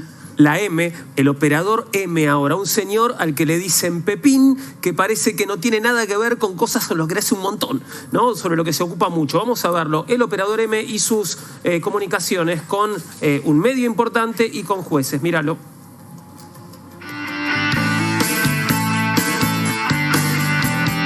I won't let you dictate my rulings. The bench cannot be tainted by personal debts. The debt is due, even if, especially if, it is not fair or even right to collect it. El kirchnerismo dice que existió una mesa judicial que agitaba causas en contra de Cristina, impulsada por usted, por Cambiemos, que había un personaje ahí central que es Pepín Rodríguez Simón. Pepín Simón fue el arquitecto de la mesa judicial macrista. Ahí, en el centro de la escena, con todo el poder que tenía, tiene que ir a rendir cuentas ante la jueza María Servini.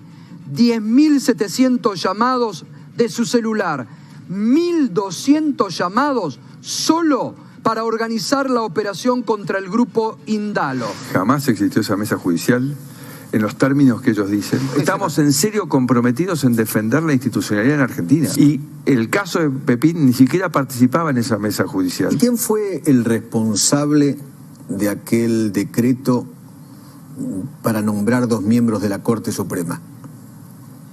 De esa barbaridad jurídica. ¿Quién fue? Fue una propuesta del equipo. ¿Quién fue? Fue una propuesta de Pepín Rodríguez Simón, sí. Y el caso de Pepín ni siquiera participaba en esa mesa judicial. Fue una propuesta de Pepín Rodríguez Simón, sí. Estamos en serio comprometidos en defender la institucionalidad en Argentina. Yo soy Macri. Así se presentaba Pepín Rodríguez Simón. La pata judicial con la que tenía relación directa estaba allá.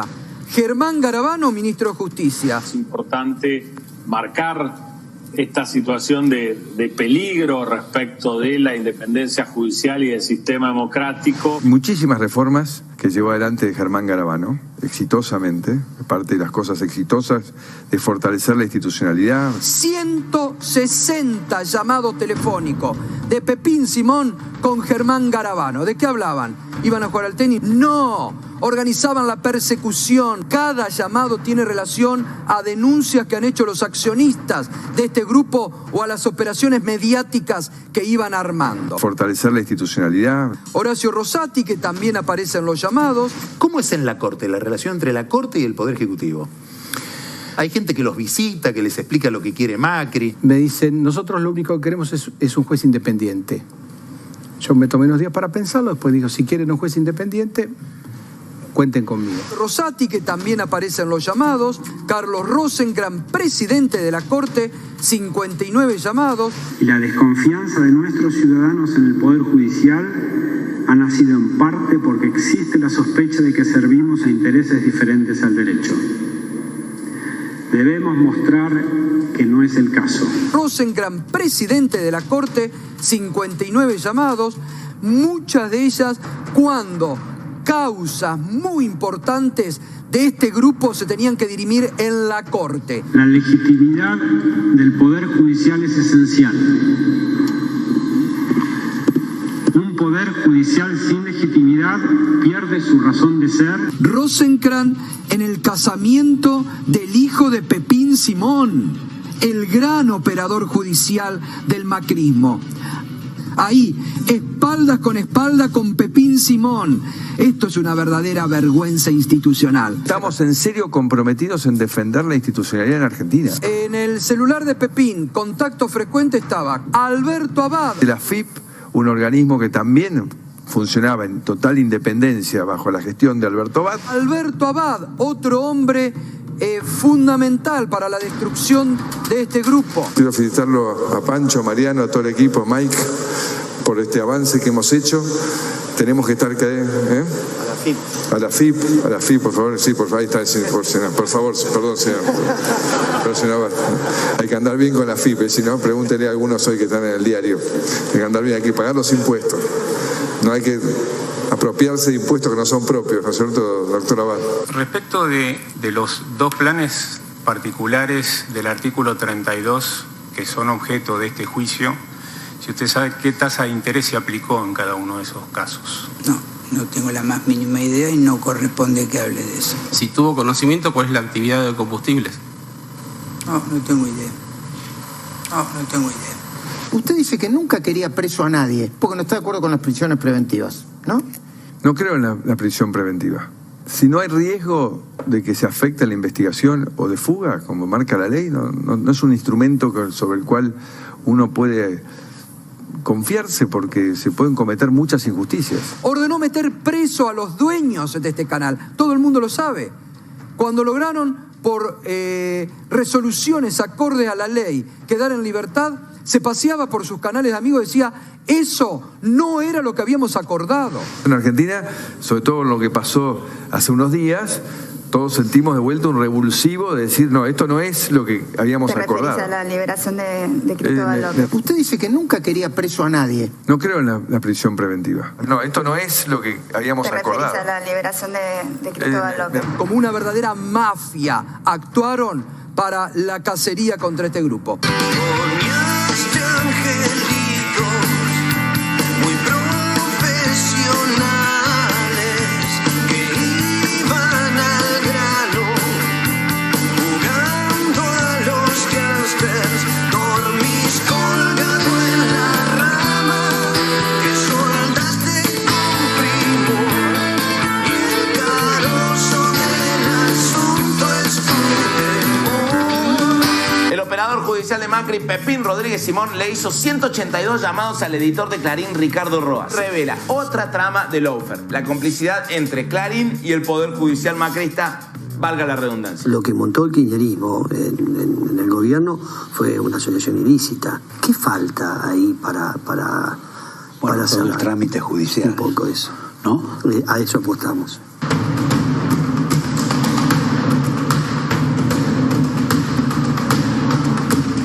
A eso apostamos. Lo bueno para Ricardo Roa es que ahora puede ir con el informe de la justicia y decirle a su esposa: ¿Viste que no era una amante la que me llamaba cada rato? Era este operador macrista. La pata mediática, Hugo Alconada Moon, periodista del diario La Nación, que sirve a esta arquitectura con las notas que va a presentar el diario La Nación.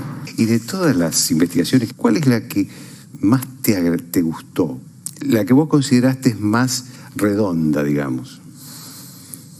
Probablemente los 8.000 millones de pesos de ilusión fiscal del empresario patagónico Cristóbal López. Claro.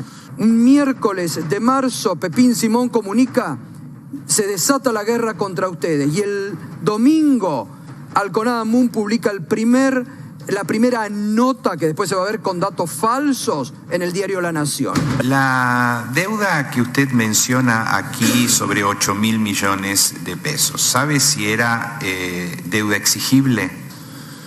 No lo sé. ¿Usted sabe a marzo del 2016 cuánto se llevaba pagado de ese plan? No, ignoro.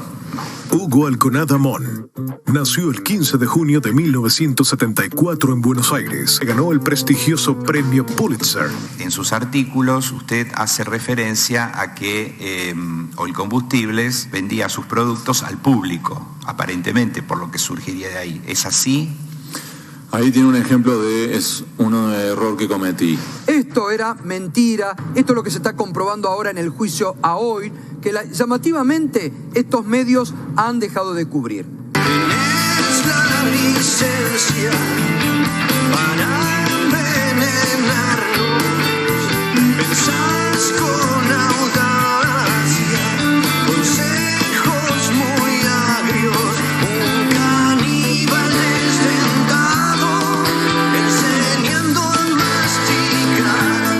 Tu negocio es muy difícil de explicar y fácil de enseñar. Fácil de enseñar. Bien, Nobleza Obliga, quisiera destacar esa pregunta de Eduardo Feynman en el comienzo del informe al expresidente Macri sobre, bueno, ¿a quién se le ocurrió nombrar por decreto a 2 jueces de la Corte Suprema? Bueno, parece que a un señor que no tiene nada que ver con la mesa judicial, pero sí con la mesa dulce de los casamientos. Ahora, ¿no? si eso no es mesa judicial, ¿qué es mesa judicial? Lo termina reconociendo en esa repregunta que le hace Feynman. ¿Qué injerencia ha tenido? ¿Quién representa a Pepín Simón para la mesa judicial que ha montado Mauricio Macri? Es un tema que hay que abordar con mucho cuidado, porque es muy grave lo que pasó. En esos años yo venía muchas veces al canal invitado por el Gato Silvestre y yo comentaba lo que estaba pasando en la justicia y advertía que se estaban dando detenciones incomprensibles, como por ejemplo la de Cristóbal López y la de Fabián de Sousa, donde un juez llamado Ercolini los detuvo para que no vendan sus bienes. En el derecho existen medidas cautelares, algunas que privan de la libertad para que la gente no se escape de la justicia, otras patrimoniales para que la gente no venda sus bienes. Cuando él les decreta la detención y prisión preventiva para que no vendan sus bienes, estaban absolutamente embargados e inhibidos. Y se habían presentado a ese tribunal pidiendo autorización a ese juez para poder vender un bien. El resultado fue que lo detuvieron. Y el resultado fue que lo detuvieron para que no puedan vender sus bienes. Yo digo esto, yo lo dije en aquel entonces y me escucharon poco. Y Roa, un día que fui a la Corte Suprema, yo, y alguien me vio en la Corte Suprema, dijo que había ido a pedir por Cristóbal López, de quien nunca fui su abogado. Pero soy un hombre de derecho y algo entiendo. Y tuve que soportar 2 o 3 notas de Roa mintiendo, diciendo que yo era abogado de Cristóbal López y que había ido a presionar a la Corte. Una Corte que en ese momento no tenía ninguna causa vinculada ni a Cristóbal López, ni a Fabián de Sousa, ni al Grupo Indalo. Lo que había era una gran protección de algunos periodistas con esa lógica judicial que empezó a imperar en los años de Mauricio Macri. ¿Y usted cree que la persecución al Grupo Indalo es parte del lawfare del gobierno de El Mauricio Macri? concepto del lawfare es un concepto complejo porque a la gente le cuesta entenderlo. Pero el otro día lo escuché a un fiscal que se llama Delgado, que lo explicó maravillosamente bien. Dijo, yo no sé muy bien qué es el lawfare. Lo que sí sé que en la Argentina se armaron causas para perseguir gente. Eso es exactamente lo que pasó. Eso es exactamente lo que pasó. Y ese armado de causas necesitaba de una AFIP complaciente y de una mesa que lo organizara. Yo quiero aclarar que nosotros hemos presentado a los tribunales los mails en donde esas mesas se convocaban en la jefatura de gabinete. Y están todos los nombres de los que participaban en esas mesas. Eso lo tiene la justicia. ¿Jueces, políticos? No hay jueces, hay básicamente funcionarios del gobierno de Macri. Digo, eso lo tiene la justicia. ¿Desde la jefatura de gabinete se convocaba a estas reuniones? Desde la jefatura de gabinete. Y eso se detectó en computadoras, en archivos que creyeron grabados, borrados y quedaron en pie, que descubrió la AFI, la Agencia Federal de Inteligencia, dentro de la institución. ¿Ok? Porque uno de los citados era el jefe de la AFI y la segunda, Magdalena Anicia Rivas. Ahora, lo que uno tiene que entender es el peligro de que esas lógicas imperan. Es muy peligroso, porque usar a la justicia para perseguir a alguien es de una gravedad enorme, porque uno queda sin defensa. Porque si la justicia lo dice, ¿qué remedio me queda? Si el Poder Ejecutivo me atropella, la justicia lo puede remediar. Pero si la que me atropella es la justicia, ¿quién remedia eso? Y esto es lo que ha pasado. Pasó en el caso del Grupo Indalo y pasa fundamentalmente con Cristina. Yo escribí en abril del 2018 en Infobae, si alguien quiere verlo, un artículo que se llamaba Argen Lula. Fue el día que la Corte Suprema de Brasil condenó a Lula. Yo allí advertí, conté lo que era el caso Lula y advertí que lo mismo estaba pasando en Argentina. Esto fue un año antes de que yo fuera candidato. Después viajé a verlo a Lula y hablé con él y hablé con sus abogados y les di mis ideas de cómo avanzar. Y un día apareció en Brasil una serie de mails que se cruzaba el juez Moro con los fiscales, donde el único propósito era impedir que Lula fuera candidato. Y así se desvaneció toda la mentira del juez Moro. Toda la mentira se desvaneció. Bueno, ahora han aparecido llamadas que están demostrando que lo que uno decía era cierto, que no era mentira. Y que lo decía en el año 2017 y 2018, no ahora. Que lo que uno advertía estaba pasando. Ahí lo tienen, no era mentira lo que decíamos. Ahora, lo que hace falta es que la justicia remedie esto. Porque se han dicho barbaridades. Cristina está involucrada en la causa obra pública porque puso en el presupuesto obras públicas que después fueron adjudicadas a Lázaro Báez. Y el presupuesto es una ley de la nación. Es la ley más debatida de cada ejercicio. Intervienen todos los diputados y todos los senadores. Cristina está considerada jefa de una asociación ilícita por ser la presidenta de la República. Ahí escuchaba a alguien decir, montaron en el gobierno una asociación ilícita, pero no tienen la menor idea de lo que es el derecho. La verdad es que cuando yo hablo así, créanmelo, hablo así porque amo el derecho y quiero creer que lo que les enseño a mis alumnos no es una mentira. Y esto es la peor tergiversación de un Estado de Derecho. Esto que hicieron repugna al Estado de Derecho y alguien tiene que responder.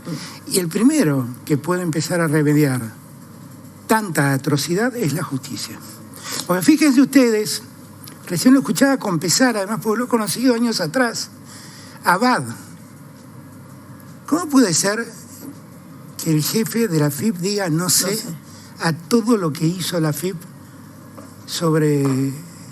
La FIP, por primera vez en su historia, contrató un consultor externo, un abogado externo, para llevar adelante esta causa. Por primera vez en la historia de la FIP. Digo, ¿cómo es posible que diga no sé? Yo, francamente, a mí me avergonzaría, porque como si ustedes me preguntaron, dígame por qué promulgó la ley que legaliza el aborto.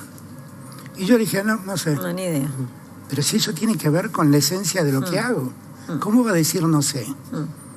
Yo lo que quiero agregar, vos sos parte del grupo, no eras parte de ese 5N, pero nosotros en esos años de persecución la pasamos muy mal, los trabajadores. Lo sé. La pasamos muy mal y la libertad de expresión estaba en riesgo, realmente en riesgo, y acá muchos veníamos a trabajar, no sabíamos si lo cerraban, no sabíamos si lo vaciaban, no sabíamos si el otro día teníamos trabajo. Los que, como es mi caso, afortunadamente siempre tuve otro empleo, dormía más tranquila, pero hay un montón de compañeros y lo recuerdo perfectamente lo que hemos pasado durante todo ese tiempo, y para nosotros es muy doloroso. Ojalá que la justicia haga lo que corresponde, haga justicia y se esclarezca todo lo que ha pasado, porque esa persecución también fue en contra nuestra. Y muchos de esos compañeros tuyos en esos años me venían a ver pidiéndome ayuda y trataba de ayudarlos.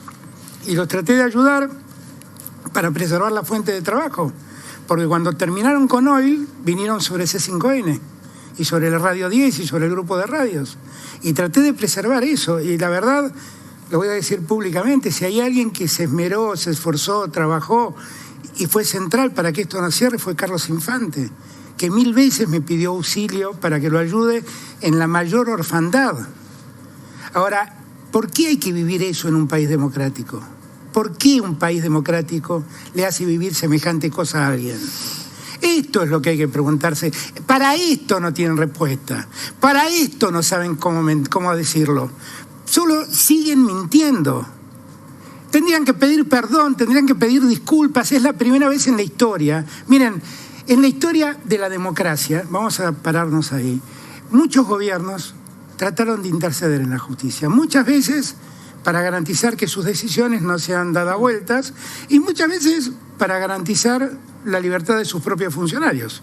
Funcionarios propios que son acusados iban a hablar a los jueces para que paren la persecución sobre sus funcionarios. Lo que nunca había pasado era que usen a la justicia para perseguir a los otros. Eso nunca había pasado. Nunca. Aquello ya nos parecía muy odioso, yo lo criticaba siempre. Nos parecía muy odioso. Pero esto es inaudito. Inaudito. Esto es Sobredosis de TV. Claro, estamos con el presidente de la República Argentina, Alberto Fernández. Ya, ¿qué hora es? Pasó, Ya pasó. Pasaron las 22:30. Pasó volando. Hay mucho más para compartir. Hace 2 horas que Argentinos ganó un partido maravilloso. Y que no es poco, que lo dio vuelta 3-2. Acá los hinchas de Atlanta tenemos también nuestros momentos de Le estoy ganando simpatía a Atlanta. Mira, le estoy ganando, sí, gracias a vos le estoy ganando simpatía. Pero muy bien, muy bien. Atlanta es un no le va igual a mis amigos hinchas de Platense, pero mira, le estoy ganando simpatía a Atlanta. Platense te mira de arriba porque está en primera. Sí, y está agrandado. En ese momento, durante 22 años, no ganaron. distanciaron. El primer partido que juegan no ganaron. Imperdonable. Sí. En el último minuto se me ocurrió mirar el partido con un hincha de Platense que además me gritó el gol en la cara. Fue uno de los peores momentos de mi vida. No, porque es verdad que Argentinos ha sufrido descenso, pero Platense sí, 22 años hacía que no jugaba en primera, o sea que el partido en primera no se disputaba hacía muchísimo tiempo. Y fue el primer partido en primera contra Argentinos, claro, y nos ganó. Sí, en la inauguración. Esperaba una crítica tuya, no la tuve. En el resumen de la semana esto no está, pero sí hay un montón de cosas. La matriz energética de Jujuy, del país en general, tiene que focalizar para que haya un equilibrio entre todos, no sea la competencia de unos hacia otros, se diga que los fósiles son los que subsidian a los otros. Yo no creo que hay que entrar en ese juego. Es la primera vez en muchísimo tiempo que el expresidente Macri viene a un estudio de televisión para responder preguntas en vivo. Macri compró el 51% de La Nación Más. ¿Está Macri detrás del canal? Yo no puedo afirmar eso. ¿No lo sabés o no querés responder? No quiero responder. Entonces lo sabés. Usted en una entrevista que me hizo, y lo menciona en el libro, usted en una entrevista que me hizo... Esto de entrevistar al patrón o al dueño... Al dueño, ¿no? Es un poco fuerte. ¿Qué le pasa al presidente? ¿Por qué da una entrevista de 3 horas a un canal como C5N. Estuvo hablando un montón, Alberto, pero habló siempre para su propia tropa.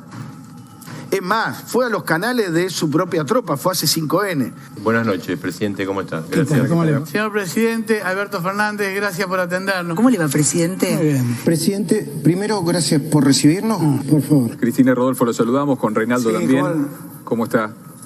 ¿Cómo les va a ustedes? Presidente Fernández, le agradezco que esté esta noche con nosotros. Fue a los canales de su propia tropa, fue a C5N. Buenas noches, señor Santiago. presidente. Buenas noches. ¿Cómo? Gracias por recibirnos en un momento tan delicado. Señor presidente de la Nación, buenas noches. Muchas gracias por atender a la televisión pública. Este reportaje obviamente tiene preguntas sobre la crisis del coronavirus, pero pretende trascenderlo para que más argentinos lo conozcan mejor. Presidente de la Nación, Gonzalo Bonadeo, muy buenas noches, gracias por atendernos. ¿Qué tal? ¿Cómo les va? ¿Bien? Presidente Fernández, Antonio Laje, muchas gracias por estos momentos. Alberto, ¿estás ahí? Buen día, Ernesto, tenemos te saludo aquí en Radio con vos. Buen día, Ernesto. Gracias, presidente. Gracias. Que estén bien. Fue a los canales de su propia tropa. Un reportaje de Víctor Hugo Morales a Macri o de Gustavo Silvestre a Macri, ¿no corresponde? Sería perfectamente posible, sí. Ms. Sando, do you believe Mr. Trio has changed? Yes? Yes, I do. There it is. Slightest head shake, no. Now, we do this by accident when we don't mean what we say. Sería perfectamente posible, sí. Correo argentino. Confío en él, pero totalmente. Confío en él, pero totalmente. Decirle a todos los argentinos que estamos unidos en la oposición. Él es el hombre de mi vida, el hombre que amo con toda mi alma. Sería perfectamente posible, sí. ¿Y por qué no pasa? ¿Por qué no fue? Gracias por aceptar nuestra invitación. Bienvenido. Presidente, déjeme preguntarle algo. ¿Pensaron que esto estaba un poco mejor de lo que estaba en verdad?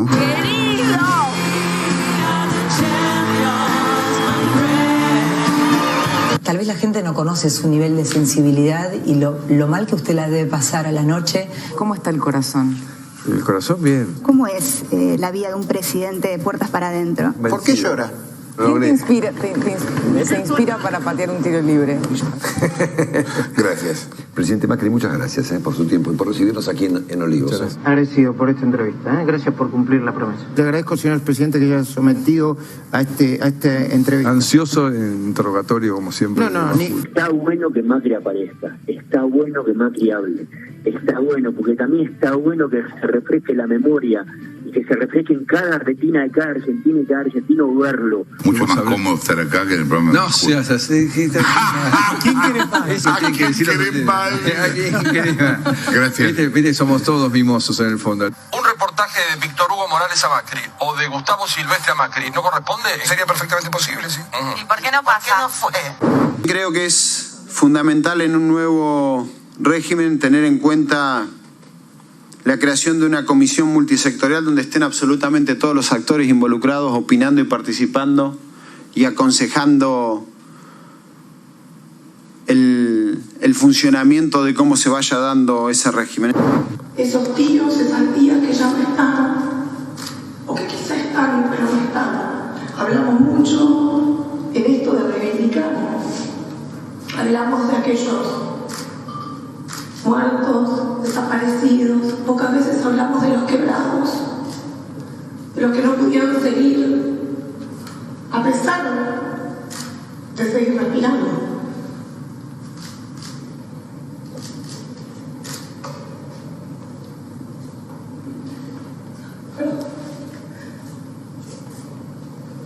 Ojalá fuera solo el 24 de marzo, por día visto las historias afuera. Ojalá cuando hablamos de memoria, entendamos que hablamos de memoria colectiva, porque hay algunos que tenemos memoria todos los días. Yo soy una cinéfila. Debo confesar que me siento frente a una película a mirar la película. Se declaran del mundo libre y republicanos y los 4 de julio van a la embajada a festejar la independencia de Estados Unidos, claro. Alguna vestida de vaquera, inclusive, parece Jessie, pero no, Jessie, la de Toy Story 4 es mucho más simpática. Hay un amigo en mí, hay un amigo en mí. El que quiere estar armado, que anda armado. El que no quiere estar armado, que no anda armado. cuando salgan a volar, hay un amigo en mí. Te voy a corregir. Yo ese día estaba vestida de gaucha. Vamos a hacer una especie de comparación, ¿no? Si yo soy Jessica la vaquera de Toy Story, que también lo tienen mis nietos, ella es Maléfica.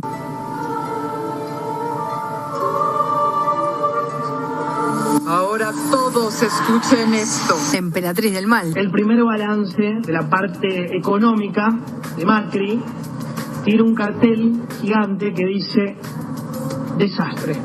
Inflación. Recibió 27% en 2015, la llevó a 56% anual. Deja 8% de la población indigente según el INDEC, 3,5 puntos más. Emperatriz del mal. Desempleo. Recibió 7% de desocupación, lo llevó al 10% de la población. Consumo de leche. Recibió 217 litros de leche promedio por persona por año de consumo y lo bajó a 133 litros de leche promedio por persona por año. Esto es un desastre porque la leche es el último consumo que se saca. Emperatriz del mal. Más de 23.000 empresas cerradas en 4 años. Endeudó 65% más al país. Duplicó el riesgo país. Basta, Diego, me angustié yo con esto, me basta. Suficiente para mí, suficiente para vos, suficiente, basta. Emperatriz del mal.